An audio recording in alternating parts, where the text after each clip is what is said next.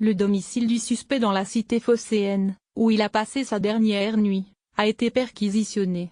Un sac a été retrouvé selon une source proche de l'enquête. C'est apparemment là qu'il a passé sa dernière nuit. Ahmed Anachi, 29 ans, l'assassin de la gare Saint-Charles, logé dans le 3e arrondissement de Marseille. Les policiers de la sous-direction antiterroriste, SEDA, de la PJ et l'ANSI ont perquisitionné ce mardi ce domicile présumé. Ils traquent aussi d'éventuels complices. 5 personnes, présentées comme des relations inconnues des services antiterroristes, ont été arrêtées au fil de l'après-midi, notamment dans le centre-ville de Marseille. Les enquêteurs sont également intrigués par plusieurs versements d'argent, pour un total d'environ 2 000 €, dans les jours qui ont précédé l'attaque au couteau. Rien à cette heure n'indique que ces sommes aient été données pour qu'ils commettent ces crimes, décrypte une source proche de l'enquête qui insiste sur les activités illicites du suspect dans la délinquance. Les investigations tentent de reconstituer l'itinéraire emprunté par le suspect jusqu'au drame de dimanche lorsque peu avant 14 h, ce dernier se rue sur 2 étudiantes de 20 et 21 ans, les poignardant à mort au cri de Allahu Akbar. Anachi quitte Lyon samedi après-midi à sa sortie de garde à vue. Ce Tunisien de 29 ans était initialement soupçonné de vol, accusation finalement abandonnée.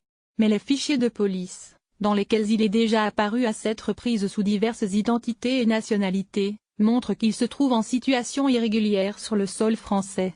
Il est pourtant remis en liberté dans des conditions qui débouchent aujourd'hui sur une enquête administrative. Un peu plus tard, Anachi saute dans un terre en direction de la Provence. Les images de vidéosurveillance, enregistrées samedi soir à son arrivée, gare Saint-Charles, le montrent, solitaire, avec comme seul bagage un sac noir à la main. Or, le lendemain, au moment de son décès presque au même endroit, Anachi, tué par les militaires de l'opération Sentinelle, ne portait pas son bagage. Ce sac aurait été retrouvé à son domicile lors de la perquisition de ce mardi après-midi. Au moment de la tuerie, seul un iPhone se trouvait à son côté.